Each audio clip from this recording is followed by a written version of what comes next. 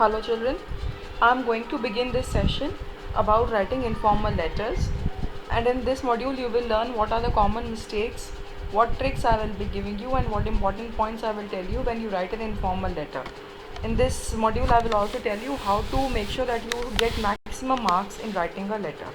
So I proceed. Please make your notes when you see this video and remember to follow all the points that I will be telling you.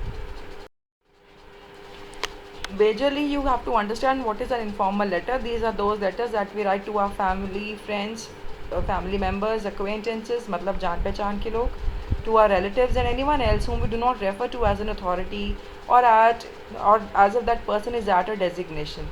तो हम उन लोगों को letters लिखते हैं जहाँ पे हमें कोई मतलब नहीं बनता कि वो पर्सन कोई ऑफिसर है, कोई टीचर है, कोई ऑफिशियल है, whosoever. We just refer to those people as our जान पहचान वाले लोग, or friends, or family members, uncles, aunts, friends, ये सब. तो इसलिए इनकी लैंग्वेज इनफॉर्मल होती है.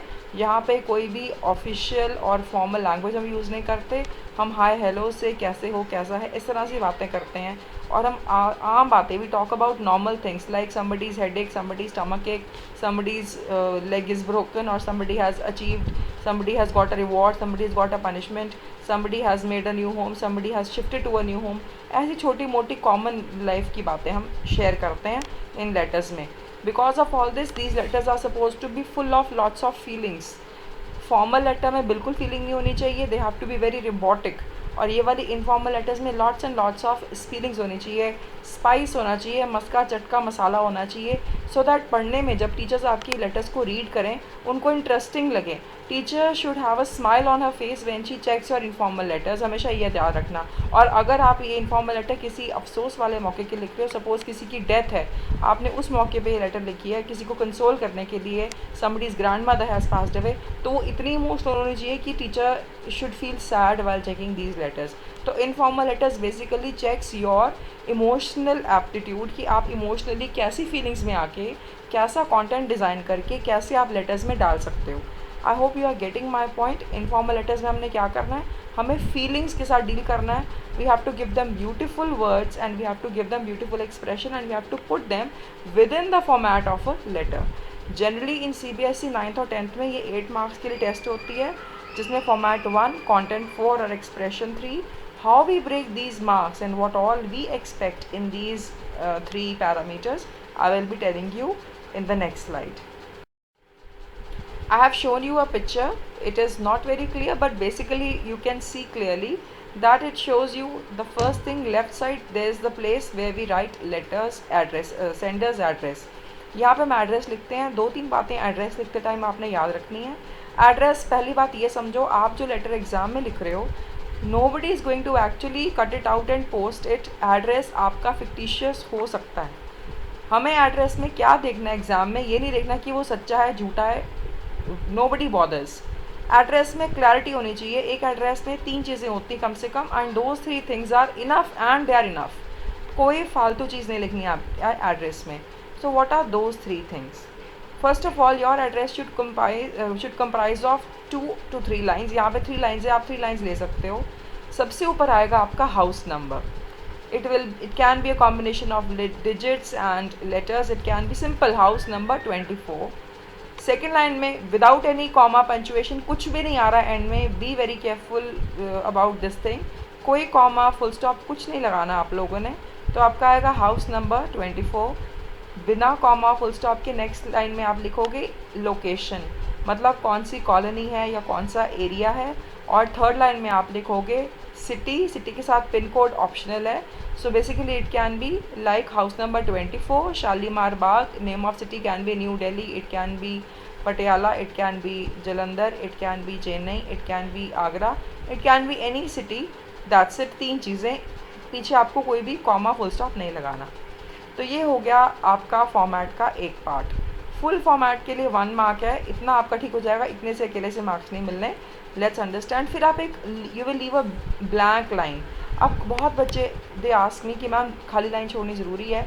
बच्चे, this is only for neatness, it is for better clarity. आपको भी याद रहेगा, एग्ज़ाम चेकर को पता लगेगा कि आपने लाइन छोड़ी है तो आगे कुछ अलग लिख रहे हो आप. It is not going to get mixed up with the address. तो अगर आपने अलग से डेट लिखी होगी और वो क्लियरली नज़र आएगी तो आपको वो मार्क्स भी दिलवाएगी। So next comes the date. Date का फॉर्मेट भी क्लियर रखो। 20 जनवरी 2020 एग्जाम्पल है, इसमें TH बेस के साथ टच करके लिखो या ऊपर लिखो, it is up to you. Base के साथ टच करके, आजकल it is a new trend. Month का first letter has to be always capital, बीच में कॉमा की ज़रूरत नहीं है, because we are writing the all the digits, we are writing full name of the month and then year 2020। Simple format आप डेट का लिखिए। Again we leave a line blank. Why we are leaving a line blank is, again I've told you, it is basically for neatness and it shows that now we are going to do something new. What is that new is, dear Himanshu. Himanshu is your receiver of the letter. अब यहाँ पे sometimes you people might write dear cousin dash, dear friend dash, dear aunt dash. Yes, that is also acceptable, but one point you have to notice, अब तक हमने 1 2 3 3 lines address में लिखी, एक line हमने डेट में लिखी, एक लाइन हमने यहाँ पे लिखी डियर रिसीवर जो भी है। remember 10 times I would like to tell you, please do not forget, कोई भी हमने अब तक कॉमा पंचुएशन एंड में नहीं लगाया, ना कॉमा ना फुल स्टॉप। ये CBSE का बहुत इंपॉर्टेंट रूल है, we do not have to use any punctuation. Then we break it all into 3 paragraphs. First paragraph में क्या है, सेकंड में क्या है, थर्ड में क्या है, मैं आपको आगे जाके नेक्स्ट में बताऊंगी।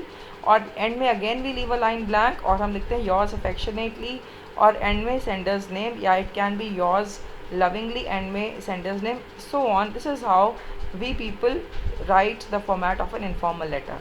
2 बातें और आपको याद रखनी है फॉर्मेट के कंटेंट में क्या आया। सबसे पहले address, date, dear dash, 3 paragraph, yours affectionately और सेंडर्स नेम। ये सारी चीज़ें गिन के लर्न कर लो, ये सभी फॉर्मेट में आना है।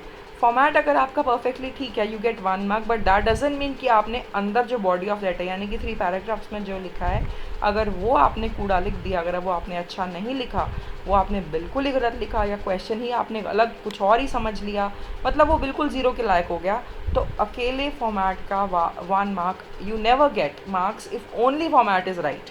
तो फॉर्मेट इज़ येस, लेकिन फॉर्मेट 1 मार्क पूरा भी करवा देता है, ये भी फॉर्मेट का फ़ायदा। अगर आपका फॉर्मेट ठीक हो तो 8 में से आपका 1 नंबर पक्का तो हो जाएगा। This is a strength of learning and using the correct format. If you want a revision of what was there in the format, please rewind this video and you must understand what it means to write a good quality format. Now I am proceeding. अब बात आती है content की, जो कि 4 marks के लिए आते हैं। आप 1 मार्क आप ले चुके हो फॉर्मेट में, अगले 4 नंबर आपने कैसे पक्के करने हैं। इंट्रोडक्टरी पैराग्राफ होता है आपका first paragraph, because it is an informal letter, तो आप इसको बहुत सारी अच्छी गुडविल एक्सप्रेस करोगे कि आई होप आप अच्छे हैं, आई होप आप बहुत, you are doing in the pink of your health, ऐसे लिखा जाता है, या ये लिखा जाता है you are, I hope you are enjoying over there. और ये अपने बारे में पहले बता देते हैं, कई लोग अपने बारे में कह देते हैं कि I am doing well and I hope you are also sailing in the same boat. These are some general expressions that we use. If you have your own good new interesting expressions, you are most welcome. लेकिन याद ये रखना है कि हमें hearty feelings express करनी है from sender to receiver. Deep excitement show करो when you begin your letter. Oh, I have been missing you so badly. Oh, been so many months I didn't get the time to write a letter to you. Oh my God, I suddenly got to know that your grandma passed away last week. It was such a shocking news for me. तो question के हिसाब से sorrow, excitement, worry, sympathy, जो भी आपका mood है, उस mood को आपने पैराग्राफ 1 में सेट कर देना है। You have to begin it with that mood, with that theme in your letter. So इससे क्या होगा, आपका पर्पस उस राइटिंग का या 1 और 2 सेंटेंसेस में क्लियर हो जाएगा। पैराग्राफ 1 को 3 सेंटेंसेस से ज़्यादा लंबा नहीं रखना। Keep it short, keep it crisp, keep it just as an opening. 3 में ज़्यादा ही कह रही हूँ, keep it so short as 2 sentences. So ये अच्छा होगा, तो कंटेंट का 4 में से 1 मार्क पक्का। आगे चलते हैं, पैराग्राफ 2, इसमें आप डिटेल देते हो, आपका जो भी पर्पस है उसको इलाबोरेट करते हो। कोई इशू खड़ा हो गया तो उसको समझाते हो, उसके कॉजेज़ देते हो, उसके रीजंस देते हो। You substantiate your point and for that you may give 1 or 2 examples also. लेकिन करना क्या है, एक ही बात को आप समझाते जा रहे हो। They should not be any repetition of the same word. जब एक सेम वर्ड बारी बारी आता है, पेपर चेकर उसको सर्कल कर देता है। अगर आपने एक वर्ड ही बारी बारी लिखा है, पेरेंट प्रॉब्लम है सपोज, उस वर्ड का जो आप बार बार लिख रहे हो, पेरेंट प्रॉब्लम्स, पेरेंट प्रॉब्लम, अगर आप ये बारी बारी लिख रहे हो तो वो इतनी बारी सर्कल होगा, चेकर बोलेगा इसको तो और कोई वर्ड ही नहीं आता, सीधा 1-2 नंबर आपके उड़ जाएंगे, इतना बुरा इंप्रेशन आता है।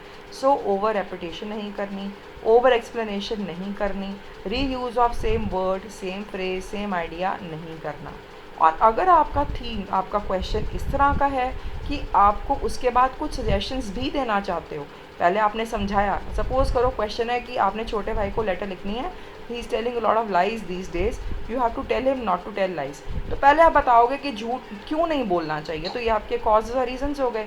उसके बाद आप ये भी तो बताओगे कि झूठ बोलने का मन करे तो कैसे अपने आप को संभालना है, कैसे अपने आप को झूठ बोलने की आदत से बचाना है। सो सजेशंस भी तो आएंगे ना साथ में, सिर्फ डांट के तो यू आप नहीं पास ही हो सकते कि उसको बता दे झूठ नहीं बोलना, नहीं, ये तो मम्मी पापा भी कर रहे हैं ये काम। Always you have to give suggestions, you have to give some corrective measures. तो ये डिपेंड करता है क्वेश्चन में, अगर सजेशंस की ज़रूरत है तो सजेशंस देंगे, उसके लिए you will create the third paragraph. This paragraph is going to be a next paragraph and it will be shorter than your second paragraph. I am repeating again, it will be shorter than your second paragraph. अब ये क्यों shorter है? Suggestions हैं, 2 suggestions देंगे, short and crisp देंगे, अच्छी वाली देंगे, बढ़ा चढ़ा के 6-8-10 सजेशंस नहीं देनी है। And they have to be very valid, explain separately and they have to be interesting. तो ये आपका पूरा का पूरा कंटेंट का जो है 2-2.5 नंबर आप यहाँ पे और पक्के कर लोगे, 1 मार्क आप पहले ले चुके हो। अब आपका बचा लास्ट 1 मार्क। जो लास्ट का 1 मार्क है that you will get in your paragraph 3 और 4 which is your last paragraph of the letter. अब इसमें हमने करनी है wrapping, we have to wind up, concluding lines use करनी है। एंड में हमने बोलना है कि आप you are expecting for a quick response, for next meeting, you are dying to meet them, you are waiting to enjoy in the party, या कुछ भी इस तरह से जो आपकी उसको करे। अगर वो अफसोस वाली लेटर है तो उसके अकॉर्डिंगली आप कुछ बोलोगे। सेंटिमेंटल वर्ड्स यूज़ करने हैं, एक्सप्रेस करनी है टू फीलिंग्स। अब वो फीलिंग कोई भी हो सकती है depending on the question. It can be gratitude, it can be love, it can be some connectivity, it can be respect, it can be sorrow, it can be humility, वो कुछ भी हो सकता है। अच्छे वर्ड्स आपने यूज़ करके खूब फीलिंग्स लगा के पूरे कंटेंट में। हाँ, जो आपका लास्ट पैराग्राफ होता है ये it should be very very short, not more than 2 sentences, आपको ये बात याद रखनी है। So your first and last paragraph has to be short, और जो भी इसमें कंटेंट है वो शॉर्ट एंड क्रिस्प होगा। आगे आते हैं, हम बात करते हैं एक्सप्रेशन की। एक्सप्रेशन के आपको मिलते हैं 3 मार्क्स। अब ये मार्क्स दिए नहीं जाते, ये काटे जाते हैं बेसिकली, क्योंकि ये हम मान के चलते हैं कि बच्चे ने एक्सप्रेशन अच्छा लिखा ही है, लेकिन हम उसमें से गलतियाँ ढूंढते हैं, जितनी ज़्यादा गलती उतने एक्सप्रेशन में कम marks. So these marks are taken away out of 3। How they are taken away? पूरा लेटर चेक करने के बाद एग्जामिनर जनरली रिव्यू करता है आपके लेटर को, नीचे से दोबारा से लास्ट लाइन से ऊपर तक एक नज़र मारता है, अच्छी वोकैबलरी है, गुड वर्ड्स हैं। लेटर पढ़ते हुए क्या आपका सेंटिमेंट, आपका emotion, could that be transferred to the examiner? अगर आप अपना इमोशन एग्जामिनर में ट्रांसफ़र कर पाए, if your letter was about some happiness and it could make the examiner smile, मतलब your vocabulary, your expression was good, तो यहाँ आपको मार्क्स आपके कम कटेंगे। आपका एक्सप्रेशन पोलाइट था, रूडनेस तो नहीं थी, कोई गंदी लैंग्वेज तो नहीं थी उसके अंदर, कोई इनडिसेंट वर्ड्स तो नहीं थे, अगर थे marks will be lost. Spellings, sentence formation, sequence of ideas, ये ना हो कि आपको मैंने बताया था सेकंड और थर्ड पैराग्राफ में हम कॉजेज़ की बात कर रहे हैं, हम बोल रहे हैं झूठ नहीं बोलना चाहिए, झूठ बोलने का मन करता है तो एक बारी शीशे में खड़े होकर सोचो कि झूठ नहीं बोलना चाहिए। अच्छा, झूठ बोलोगे तो मम्मा से मार पड़ेगी। तो अब हम क्या कर रहे हैं, देखो मैंने जो 3 बातें बोली, हमने एक कॉज दी, हमने एक सजेशन दी, हमने साथ ही कॉज दे दी। मैंने आपको समझाया था सजेशंस एंड में आएंगी आपकी 4th पैराग्राफ में, कॉजेज़ आपकी स्टार्टिंग में आएंगी। ये होती सीक्वेंस ऑफ आइडियाज़। आपको जैसे सिखाया, आपके आइडियाज़, एक तरह के आइडियाज़ एक जगह पड़े होने चाहिए, एक पैराग्राफ में पड़े होने चाहिए। जितनी मिक्सिंग होगी, जम्मल होगा, वो किसी को समझ नहीं आने वाला। You will write and go away, examiner will not understand. और सच्ची मुच्ची ऐसी लेटर किसी को पोस्ट कर दी, वो पर्सन तो अपने सिर पे फोड़ेगा, उसको कुछ समझ ही नहीं आएगा। Your letter has to be clear, crisp, and it has to be progressive in ideas. So short और क्लियर सेंटेंसेस लिखो। लंबे सेंटेंसेस लिख रहे हो, then your clarity, your level of language should be such that your sentences do not become overly complex. Your letter should be easy to understand, your content and purpose. If you make it very difficult, you will lose marks. ऐसी letters लिखो जो सबको समझ आए। And finally it should be worthy of a lovable reading. उसको पढ़ के मज़ा आए। अपने लेटर को लिखने के बाद खुद पढ़ो और खुद देखो मज़ा आ रहा है, या किसी को पढ़ाओ, या अपने लेटर को लिख के छोड़ दो, 2-3 दिन बाद उसको निकाल के फिर पढ़ो फ्रेश माइंड से। खुद को पता लग जाएगा कि उसमें कितना आप कितने मार्क्स डिजर्व करते हो।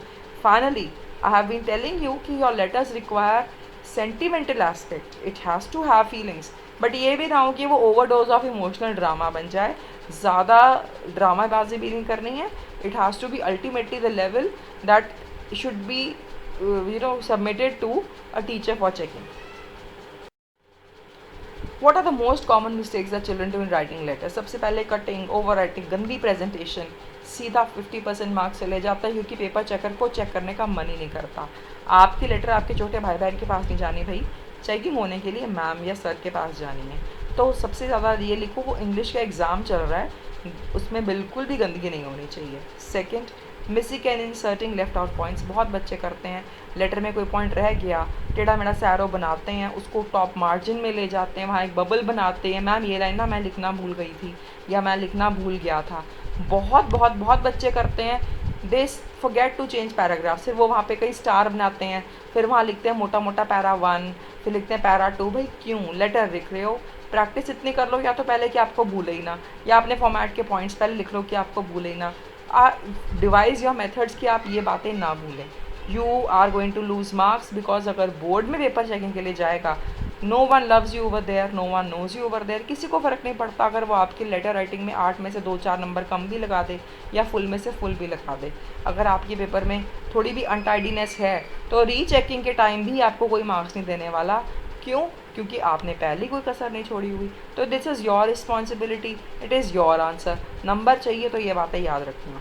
Right quality content even if you are writing to your younger cousin. ये ना सोचना कि छोटे भाई को है तो 4 गालियाँ डाल दो, नहीं, बिल्कुल नहीं।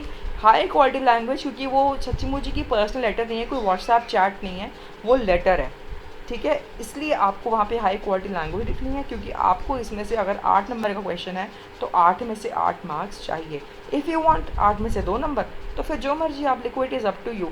But remember, letter, email, whatever we are writing, even if it is a diary entry, whatever you are writing in your exam, give respect to your language, give respect to the answer sheet that you're writing on, because that is not just any simple WhatsApp chat और TikTok या ये सब नहीं है ये। तो raise the level of your writing and do not get mingled into all these nonsensical things.